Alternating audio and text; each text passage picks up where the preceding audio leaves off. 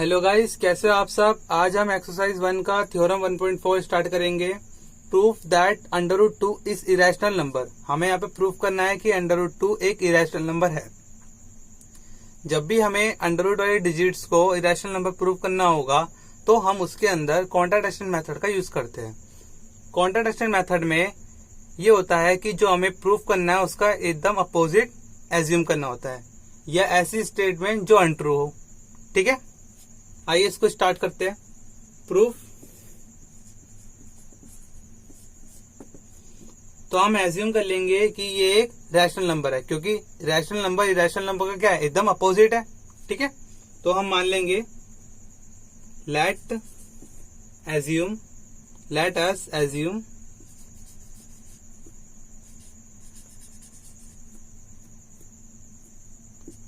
Under root 2 is rational number.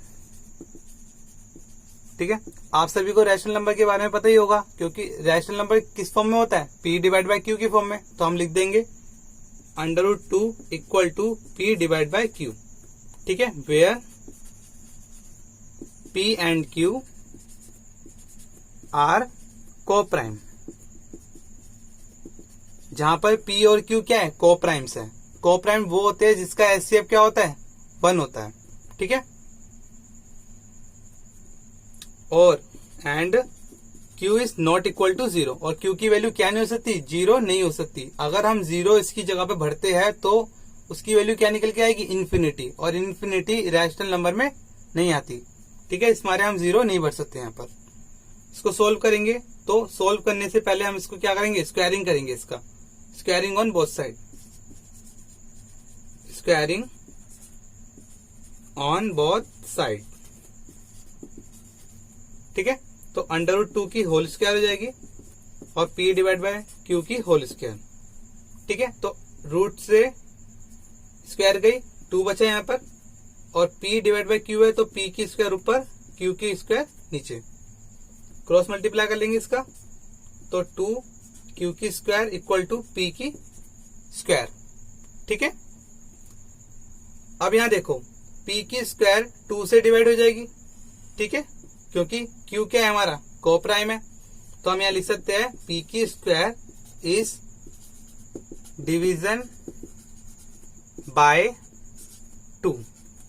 ठीक है, हमने 1.3 थ्योरम में पढ़ा था कि अगर p की स्क्वायर 2 से डिवाइड होता है तो p भी क्या होगा, 2 से डिवाइड हो जाएगा। तो हम यहां लिख देंगे p is also division bye 2। ठीक है, अब यहां देखो p की वैल्यू p डिवाइड हो जाएगा 2 से, तो हम यहां लिख देंगे p इक्वल टू, हमें एक यहां पर नेचुरल नंबर मान लेंगे, जैसे कि हमने मान लिया c। तो हम यहां लिख देंगे c is the natural number. ठीक है, इसकी भी स्क्वायरिंग करेंगे हम, स्क्वायरिंग ऑन बोथ साइड। तो p की स्क्वायर इक्वल टू 2c की होल स्क्वायर। p की स्क्वायर की वैल्यू क्या है हमारे पास, 2q की स्क्वायर, 2q की स्क्वायर पुट कर दिया हमने, और 2c की स्क्वायर को सोल्व कर लेंगे। 2 2 जा 4, c की स्क्वायर, 2 से कट 1 पर, ये 4 गया 2 पर, तो q की स्क्वायर इक्वल टू 2c की स्क्वायर।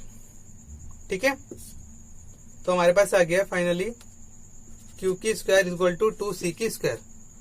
अब देखो q हमारा 2 से डिवाइड हो जाएगा। ठीक है, तो हम यहां लिख देंगे q की स्क्वायर इज डिवीजन बाय 2, और q is also same 1.3 theorem, q is also division bye 2। अब यहां देखो q भी डिवाइड हो रहा है 2 से और p भी डिवाइड हो रहा है 2 से, तो हमने तो p और q को को प्राइम माना था, बट यहाँ पर इसका 2 कॉमन फैक्टर भी निकल गया। ठीक है, तो हम यहां लिख देंगे p and q having common factor 2। तो हमारी एजम्पशन तो गलत हो गई, तो हम यहाँ लिखेंगे सो इसीलिए दिस कॉन्ट्राडिक्शन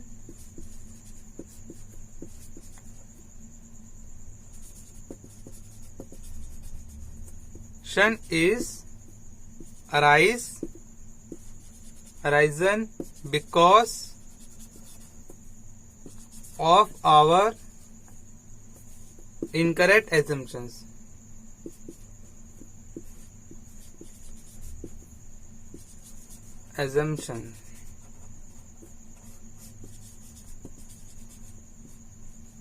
तो हम यहाँ कह सकते हैं कि √2 इज इरेशनल नंबर, क्योंकि हमारी एजम्पशन तो गलत हो गई कि हमने जो माना था रैशनल नंबर, अब ये रैशनल नंबर तो है ही नहीं, तो हम क्या बोलेंगे कि √2 क्या है, रैशनल नंबर है। प्रूफ। तो ये सेम पैटर्न हमें √रूट वाली डिजिट्स में, जैसे √ यहाँ पर √2 की जगह √3 आ जाए तो भी हमें सेम ऐसे सॉल्व करना है, या 5 आ जाए या √7 आ जाए, ठीक है। तो हमें इनको सेम पैटर्न से ही सॉल्व करना है, बहुत इजी है ये, ठीक है।